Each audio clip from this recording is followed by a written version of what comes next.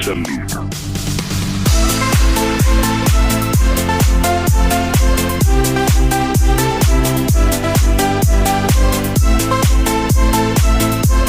Perkenalkan, nama saya Nurul Aprianti, akan memaparkan materi tentang akad percampuran musyarakah. Tentu saja, yang pertama yaitu definisi musyarakah. Secara bahasa, musyarakah atau dikenal dengan sebutan syirkah berarti percampuran, yaitu percampuran antara sesuatu dengan yang lainnya. Musyarakah secara istilah menurut Dewan Syariah Nasional, musyarakah yaitu pembiayaan berdasarkan akad kerjasama antara dua pihak atau lebih suatu usaha tertentu, di mana masing-masing pihak memberikan kontribusi dana dengan ketentuan bahwa keuntungan dan risiko akan ditanggung bersama sesuai dengan kesepakatan. Kedua yaitu dasar hukum musyarakah. Dalam Quran surah Sad ayat 24, yang artinya dia Daud berkata, sungguh dia telah berbuat zalim kepadamu dengan meminta kambingmu itu untuk ditambahkan kepada kambingnya. Memang banyak di antara orang-orang yang bersuku itu berbuat zalim kepada yang lain, kecuali orang-orang yang beriman dan mengerjakan kebajikan, dan hanya sedikitlah mereka yang begitu. Dan Daud menduga bahwa kami mengujinya, maka dia memohon ampunan kepada Tuhannya lalu menyungkur sujud dan bertobat. Dan dalam hadis dari Abu Hurairah, Rasulullah SAW bersabda, sesungguhnya Allah Azza wa Jalla berfirman, aku pihak ketiga dari dua orang yang berserikat selama salah satunya tidak mengkhianati yang lainnya. Hadis riwayat Abu Daud. Baik, materi selanjutnya itu rukun dan syarat musyarakah. Menurut mayoritas ulama fikih adalah adanya para pihak yang bekerja sama antara asyurkah atau modal atau rasulullah mal atau usaha atau proyek, dan pernyataan kesepakatan atau ijab kabul para pihak asyuraka yang bekerja sama harus kompeten dalam memberikan kekuasaan perwakilan.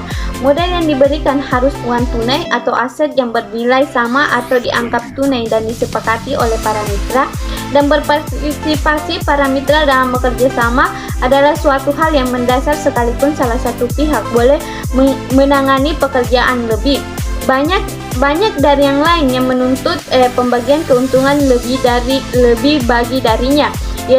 Materi selanjutnya itu jenis-jenis musyarakah.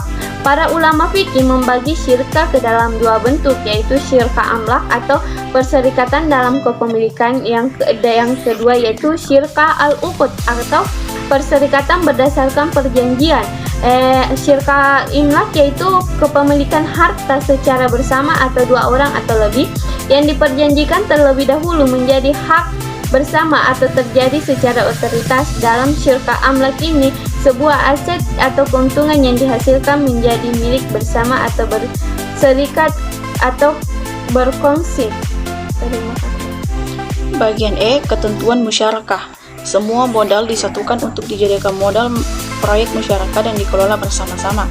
Yang pertama, menggabungkan dana proyek dengan harta pribadi. 2. Menjalankan proyek musyarakah dengan pihak lain tanpa izin pemilik. 3. Setiap pemilik modal dapat mengalihkan penyertaannya atau digantikan oleh pihak lain. 4. Setiap pemilik modal dianggap mengakhiri kerjasama apabila menarik diri dari perserikatan, meninggalkan dunia, dan menjadi tidak cakap hukum. 5. Biaya yang timbul dalam pelaksanaan proyek dan jangka waktu proyek harus diketahui bersama. Keuntungan dibagi sesuai dengan porsi kontribusi modal. Yang keenam, proyek yang akan dijadikan harus disebutkan dalam akad. Kemudian yang kelima yaitu skema pembiayaan musyarakah. Yang pertama, calon nasabah mempunyai kontrak kerja. Yang kedua, calon nasabah datang ke bank syariah dengan maksud mengajukan pembiayaan modal kerja untuk proyek pengadaan barang dilengkapi dengan persyaratan yang ditentukan. 3. Setelah negosiasi dan kesepakatan, kedua belah pihak melakukan perjanjian pembiayaan dengan prinsip musyarakah. 4. Bank membiayai sebagian kebutuhan proyek pengadaan ATK. Yang kelima, nasabah sebagai kontraktor dan pemilik dana. Kemudian yang keenam, pengembalian modal dan distribusi keuntungan dapat dilakukan secara angsuran atau tempo. 7. Distribusi tingkat keuntungan untuk bank sebesar nisbah yang telah ditentukan pada akad. Yang ke-8, distribusi tingkat keuntungan untuk nasabah sebesar nisbah yang telah ditentukan pada akad. Kemudian yang ke-9, pengambilan modal bank dibayar pada saat jatuh tempo pembiayaan.